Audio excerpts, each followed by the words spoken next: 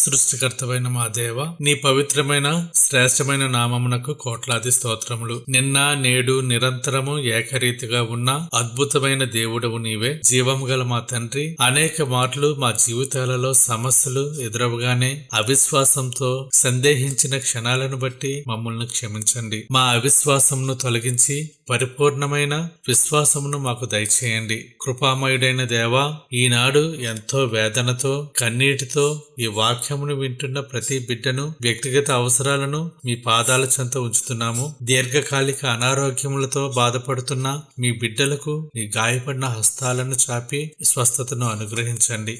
అప్పుల భారంతో ఆర్థిక ఇబ్బందులతో సతమతమవుతున్న, భవిష్యత్తు చీకటిగా కనిపిస్తున్న వారి జీవితాలలో ఉన్న అంధకారాన్ని తొలగించి మీ పరలోక ఐశ్వర్యం చొప్పున ప్రతి కొరతను తీర్చండి. నిరాశలో ఉన్న మాకు మీ నూతన నిరీక్షణను ప్రసాదించండి. ప్రభువా, ప్రతి కుటుంబమును మీ హస్తాలకు అప్పగిస్తున్నాము. కుటుంబాలలో ఉన్న కలహాలను, మనస్పర్ధలను యేసు నామంలో లయపరచండి. భార్యాభర్తల మధ్య, తల్లిదండ్రులు మరియు పిల్లల మధ్య ఆత్మీయ ఐక్యతను, సమాధానమును దయచేయండి. బంధుమిత్రులందరికీ మీ రక్షణ భాగ్యమును అనుగ్రహించి ఎటువంటి దుష్టశక్తుల ప్రభావము కుటుంబాలపై పడకుండా మీ దేవదూతలను కాపలా ఉంచండి. దేవా, మీ రక్తంతో సంపాదించిన సంఘమును, మీ సత్య సువార్తను ప్రకటిస్తున్న సేవకులను జ్ఞాపకం చేసుకోండి. అంత్య దినములలో సేవకులు ధైర్యంతో, బోధనా బలంతో వాక్యమును ప్రకటించుటకు అభిషేకించండి. సంఘములలో ఆత్మీయ ఉజ్జీవమును రగిల్చండి. విశ్వాసులు వాక్యమందు ఫలించినట్లు సహాయం చేయండి.